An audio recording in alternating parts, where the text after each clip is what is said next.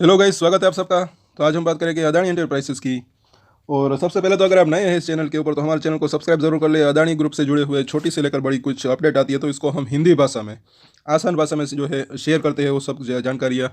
और कई शेयर्स है इसके ऊपर हम डेली टेक्निकल चार्ट के ऊपर एनालिसिस भी करते हैं। साथ ही हमारे दूसरे वीडियोज़ भी ज़रूर देखें।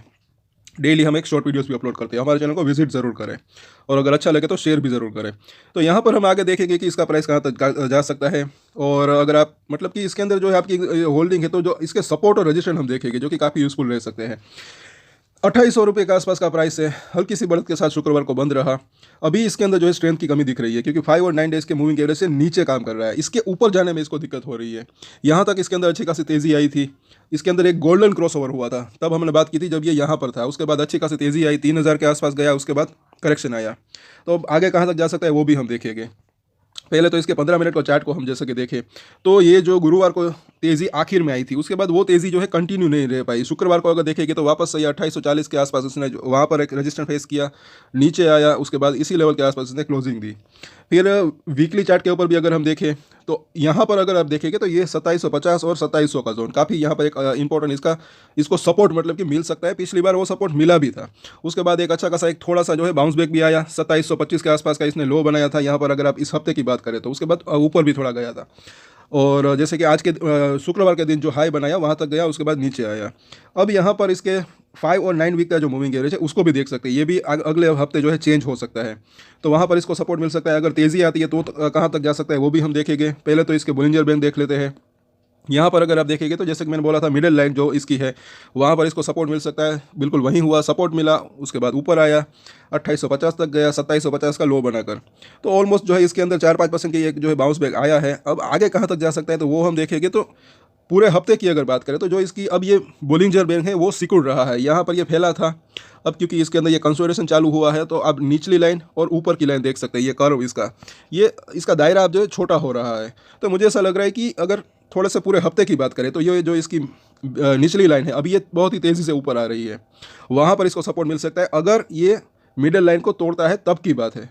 और अगर ऊपर की बात है तो ये जो अभी 3200 का प्राइस है ये भी जो है थोड़ा सा नीचे आ रहा है, ये भी 3100 के आसपास आ सकता है। तो वहाँ पर इसको रजिस्टेंस फेस करना पड़ सकता है। तो अगर बड़ी एक बिगर रेंज की बात करें तो मुझे ऐसा लग रहा है कि 2550 से 3100 रुपये के आसपास जो है ये बड़ी रेंज रह सकती है पूरे हफ्ते की बात करें तो। अब इसके एमएससीडी के यहाँ पर देख लेते हैं। एमएससीडी के अंदर अगर आप देखेंगे तो यहाँ पर एक बेरिश क्रॉसओवर हुआ है तो थोड़ी सी मतलब कि वीकनेस की साइन यहाँ पर दिख रही है क्योंकि 5 और 9 डेज के मूविंग एवरेज से भी अभी ये नीचे काम कर रहा है और यहाँ पर एमएससीडी के अंदर भी जो है ये बेरिश क्रॉसओवर हुआ है। लेकिन अगर 5 और 9 डेज के मूविंग एवरेज के ऊपर निकलता है तो इसके अंदर जो है तेज़ी वापस से एक आ सकती है, ऐसा लग रहा है। मतलब कि स्ट्रेंथ वापस आ सकती है। साथ ही साथ अगर आप देखेंगे इसका जो 21 दिनों का मूविंग एवरेज है अभी 2723 के आसपास है। ये भी हर दिन चेंज होता रहता है। जब तक इसके ऊपर है तब तक स्ट्रेंथ बनी हुई है ऐसा लग रहा है। जैसे कि आपने यहाँ पर गुरुवार को देखा होगा, इसी लेवल के आसपास इसने सपोर्ट लिया था, पिछली बार भी हमने बात की थी। और इसके RSI को देख लेते हैं तो वो 60 के आसपास है, न्यूट्रल कंडीशन में लग रहा है, ना ओवरबॉट ना ओवरसोल्ड।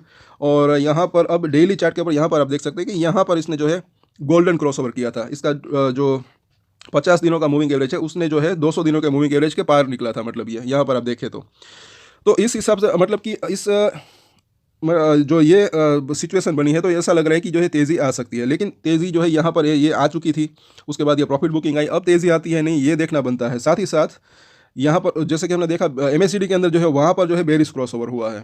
तो अभी ऐसा लग रहा है कि सिचुएशन थोड़ी सी मिक्स्ड है। लेकिन यहाँ पर अगर संकेत की बात करें तो मुझे ऐसा लग रहा है कि अगर 5 और 9 डेज के मूविंग एवरेज के ऊपर निकलता है, वहाँ पर सस्टेन करता है, तो ऐसा लग रहा है कि स्ट्रेंथ जो है वो वापस आ सकती है। अभी यहाँ पर देखें तो जैसे कि इसके ऊपर जाए उसके बाद वहाँ पर सस्टेन करे तो वापस से तेज़ी आने की संभावना रह सकती है। अदरवाइज ये कंसोलिडेशन या प्रॉफिट बुकिंग की जो है मतलब कि ये कंटिन्यू रह सकता है। तो सपोर्ट और रजिस्टेंस इसके देख लेते हैं। 2800 रुपये का प्राइस है। पहले सपोर्ट देखते हैं और पहला सपोर्ट यहाँ पर दिख रहा है 2740 के आसपास, उसके बाद देखें तो 2700 के आसपास। उसके नीचे अगर देखेंगे तो एक तो ये 2660 और अगर देखें उसके बाद 2600 रुपये के आसपास का जोन। तो इन सभी सपोर्ट एरिया को जो है आप इसके ऊपर नज़र रख सकते हैं। अब अगर रजिस्टेंट की बात करें, अगर तेज़ी आती है तो कहाँ तक जा सकता है, तो पहला मुझे ऐसा लग रहा है कि पहला इसका जो रजिस्टेंट एरिया है वो जो है यहाँ पर दिख रहा है 2860 के आसपास। उसके बाद देखें तो 2920 और उसके बाद देखें तो जैसे कि यहाँ पर इसने एक हाई बनाया था 3000 के आसपास।